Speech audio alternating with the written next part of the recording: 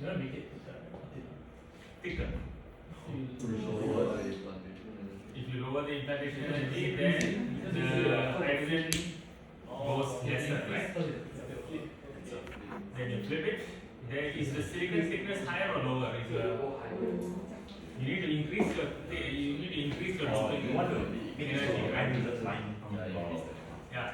So if the silicon here has to be thicker and thicker, so that's my question. Okay, just now I asked you. The question is, let's say this silicon about the SOI, I want it to be thicker and thicker, which means essentially this silicon has to be thicker and thicker.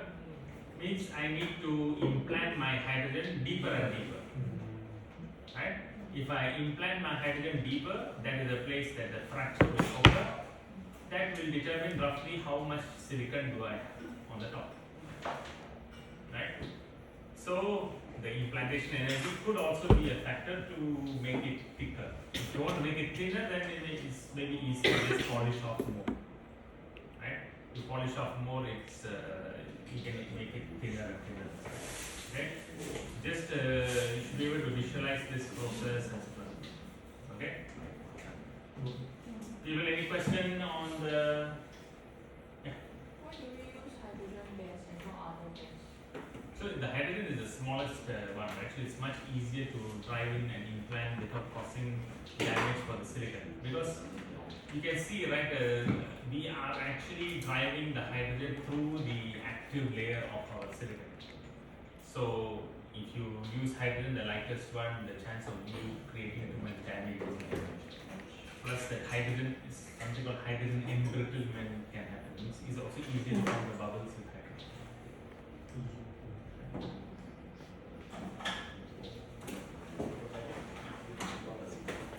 Okay, so why can I not use epitaxy for growing this? Different what? Yeah, so the epitaxy is a crystalline layer grown on crystalline layer. There is no crystalline substrate for us to grow on top of. So we cannot use a CVD process or anything like that. When I look online, it says you can drill a trench and then Drill a trench and then make a trench through the SiO2 and then use the underlying substrate as a template and then do seed. okay.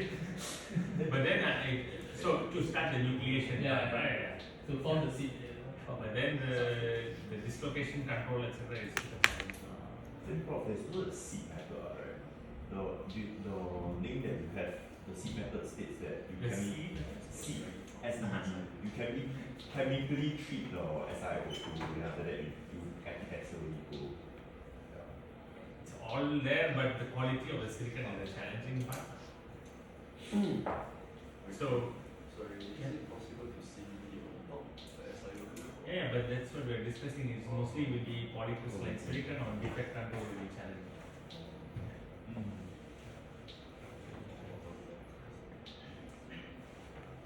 Okay. So now to this question. Don't worry, this is not designed for you guys to draw, but thank you guys for making an attempt of trying to draw. So this is called a BiCMOS system. Okay.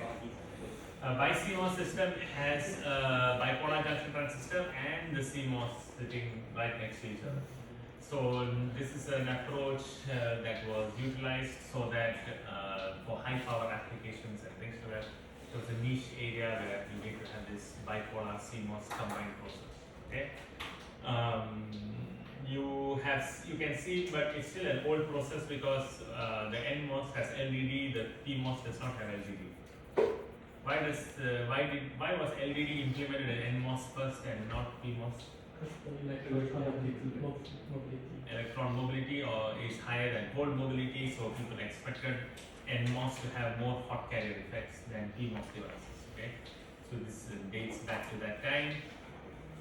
You can see there is oxidation here, there is buried contacts, there is buried collector contacts shown over here.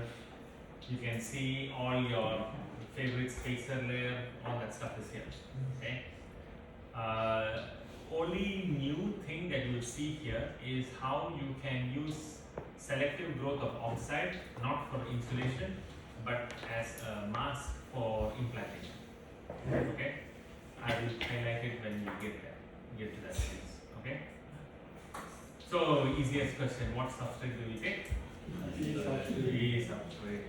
Okay. One mark. Okay. So we start off with a P substrate.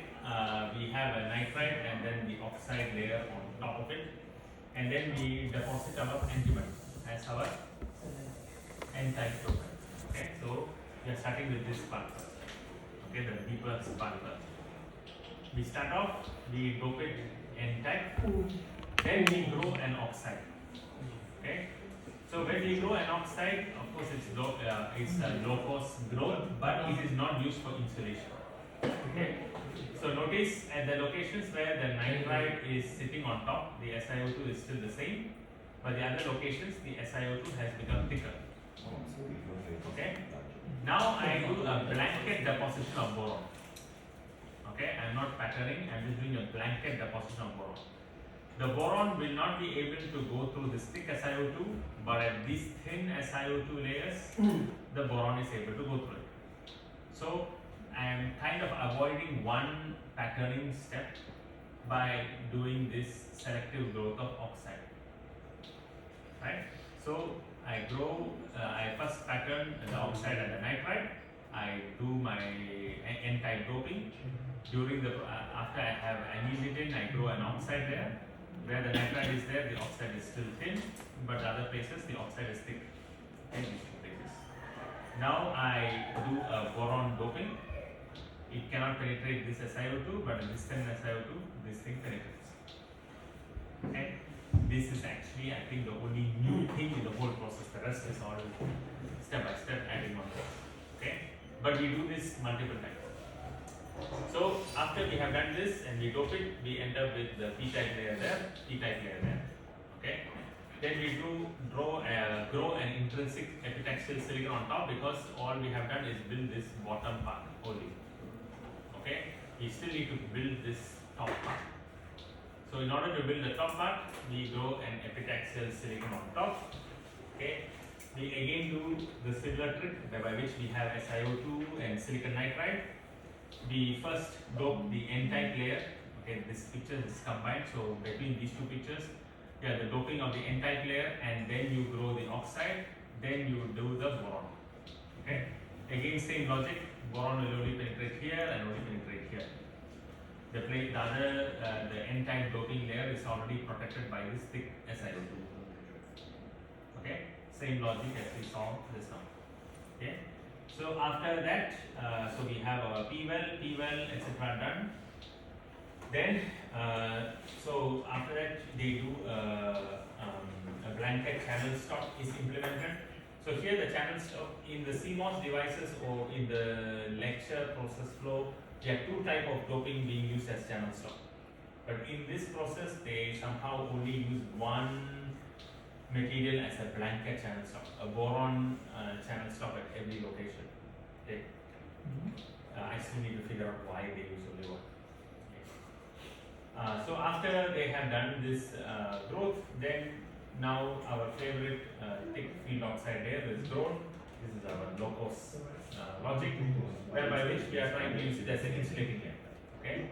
So again, those thin parts we need to go back. So we have done all this already. We done buried P, buried N, all this layer done. We have done all this layer. Now we are started to do this oxide layer.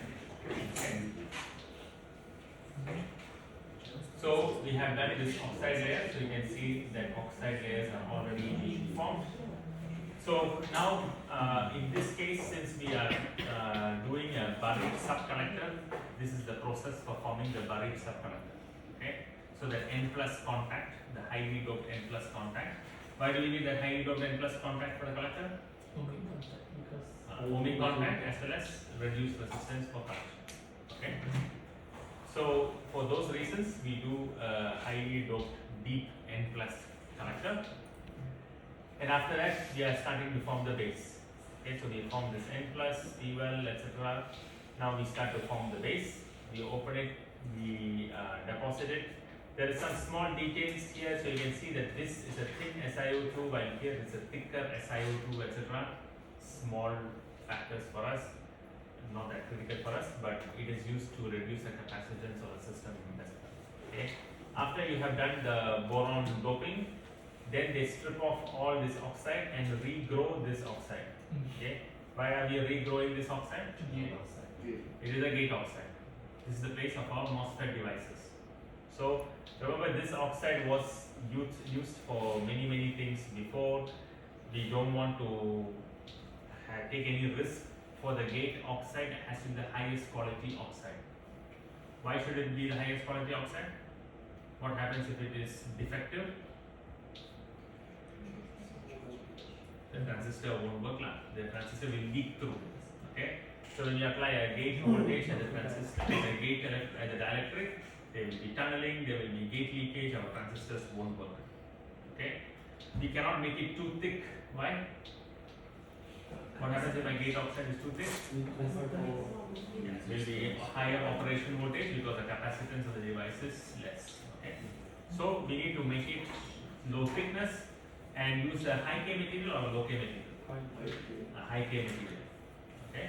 So a high dielectric constant material with low thickness such that the operation gate voltage is less. Okay. So we are now forming. So over here, so between these two, there are many processes. So as I mentioned, we do the base. We grow this oxide a little bit thicker. Then we strip off this oxide and regrow an oxide. Okay. Then we have deposited a polysilicon over here. What is this polysilicon's job? It is a metallic contact. So in this slide, it will act as the gate electrode. Over here, it will act as the emitter contact. Okay. So now we do a blanket deposition of arsenic, the N-type dopant, such that over here it will act as the gate dielectric, the gate metal. Over here it will act as the emitter metal contact. What is the next step? No planarization, we have to pattern it, right? Now the polysilicon is connected to everything, right? So we pattern it, leave behind the gate only at certain locations, the emitter contact at that location. Okay? So after that, now we start to form our LDD and things like that. Okay? So here we pattern it, we deposit P well, we deposit phosphorus at low doping concentration. Then we grow our spacer. Okay. So here there is no spacer, yeah? Isn't that the channel stop? Yeah, it looks like they are doing a second channel stop with it. Yes.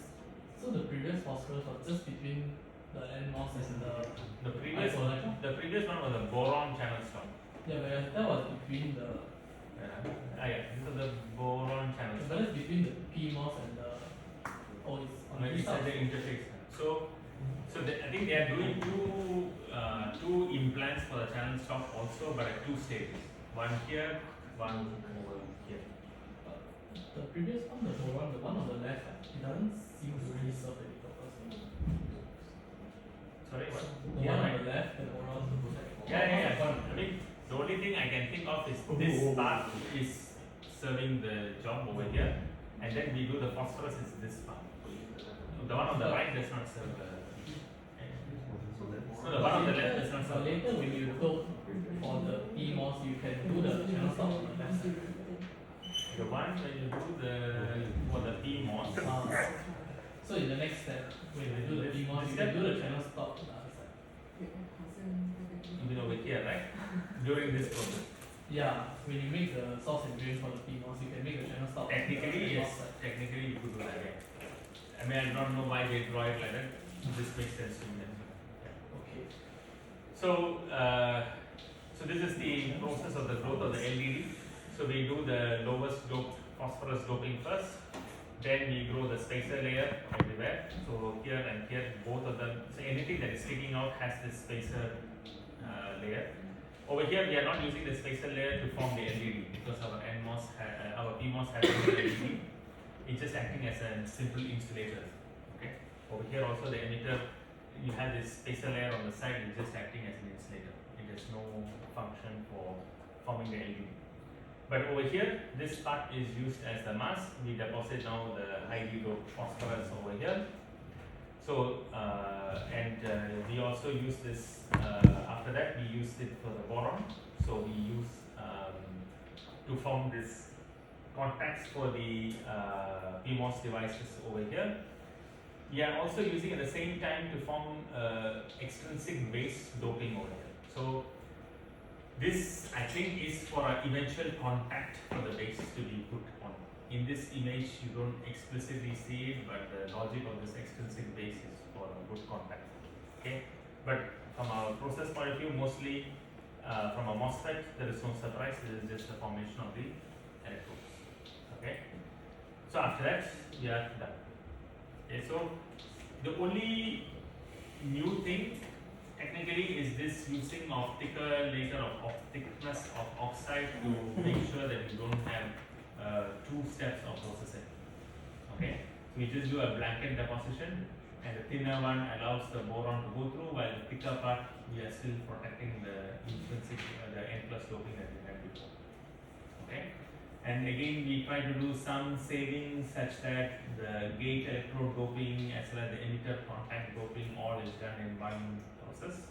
So we are just trying to integrate the two processes together. Okay, and the rest are all smaller details. Okay, so clearly this is the kind of question, if I am asking you guys, you have 2 hours to draw, but you cannot ask. Okay, but I just want to show. For one final question, 100 marks. I won't ask this question, I will ask this type of question, right? For pure the final 100 marks. Special order. But yeah, so nothing else is super surprising here. Okay, it just looks complicated step by step. But I won't ask you guys. This question, people last minute, this tutorial, the main important question is this SOI. Okay, so you should know how to draw an SOI architecture. You should know how to modulate the SOI. You should be able to talk about the advantages of SOI. Okay. Alright.